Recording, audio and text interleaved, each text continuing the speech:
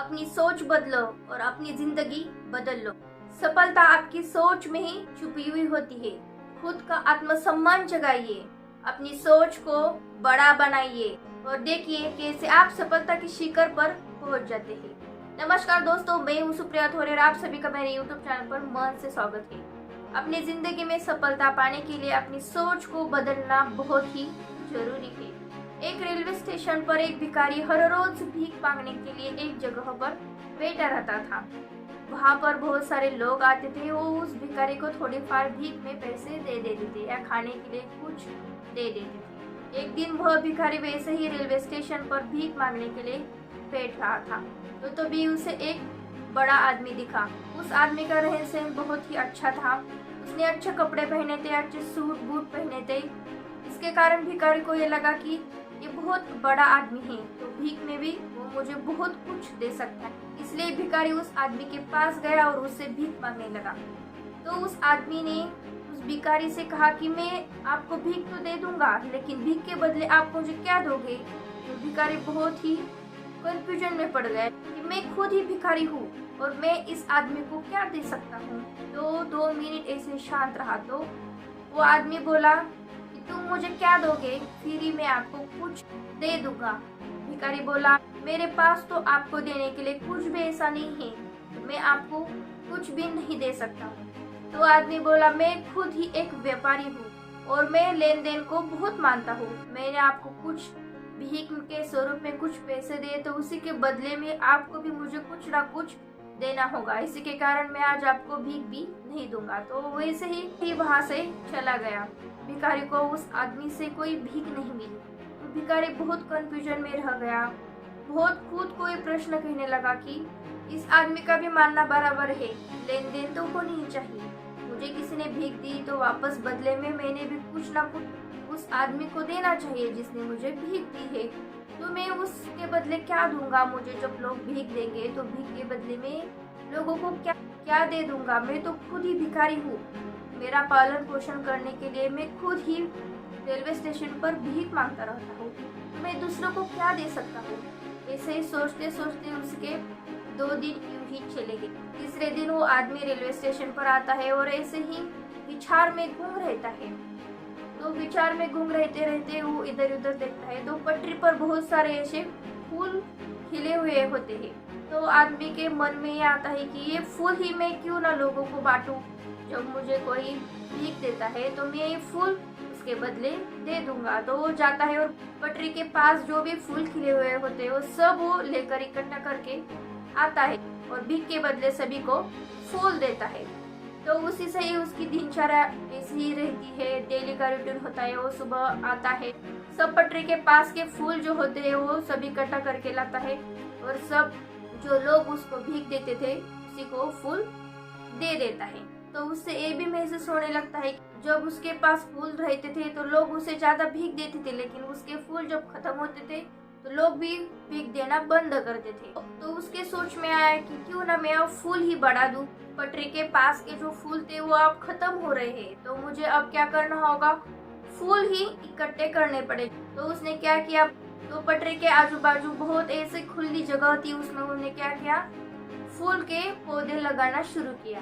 क्योंकि ये जब फूल खत्म हो जाएंगे तो उससे फूल आने लगेंगे और उस फूल से ही मैं लोगों की सेवा कर सकता हूँ, लोगों को आनंद दे सकता हूँ। ये सोचकर उन्होंने बहुत ऐसी जगह पर फूल के पौधे लगा दिए।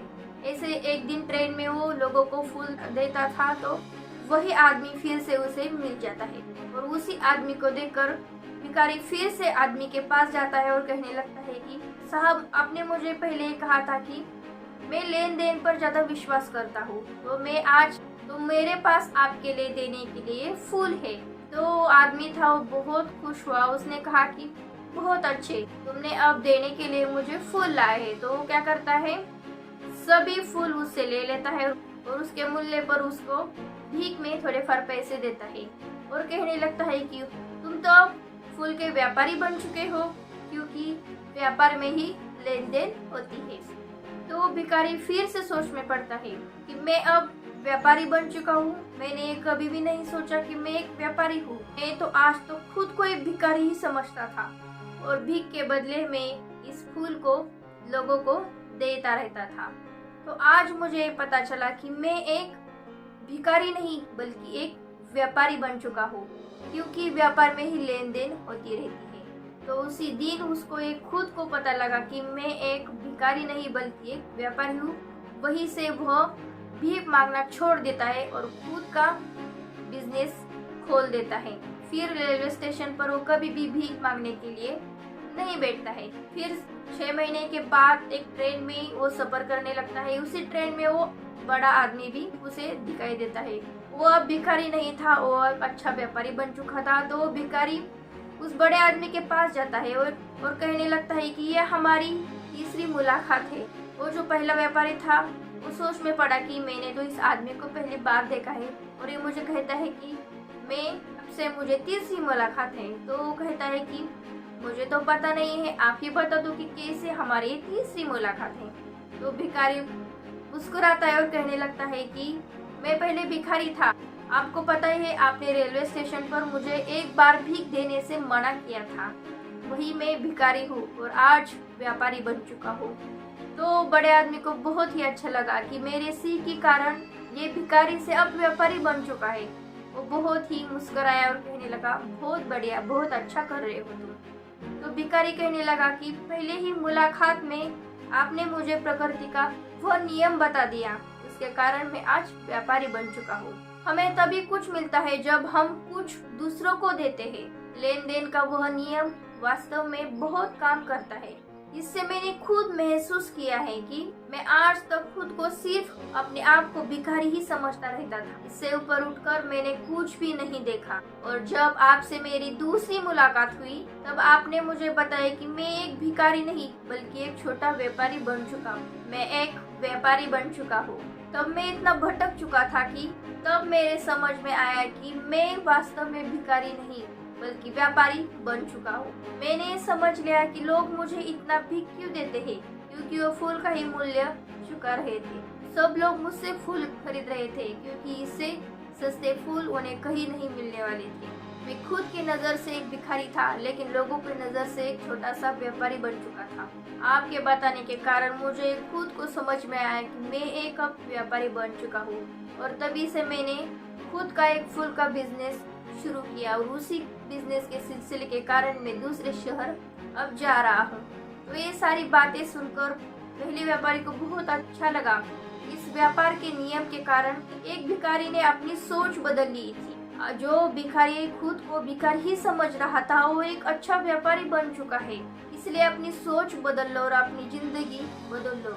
उस भिखारी की तरह भी हम अपनी सोच बदल सकते हैं और खुद को कुछ बड़ा करने के काबिल बना सकते। ये जो हमने कहानी अब सुनी, ये कहानी से हमें बहुत बड़ी सीख मिलती है।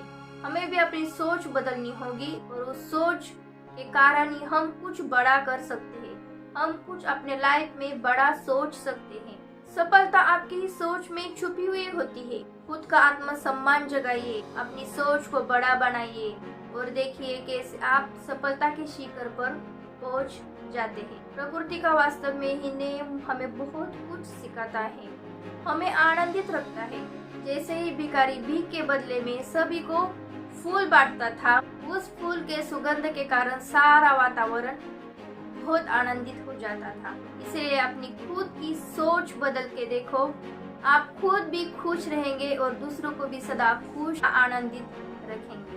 आई होप इस साल में आप खुद की सोच बदलोगे और अपनी खुद की जिंदगी बदलने की कोशिश जरूर करोगे। Thank you so much.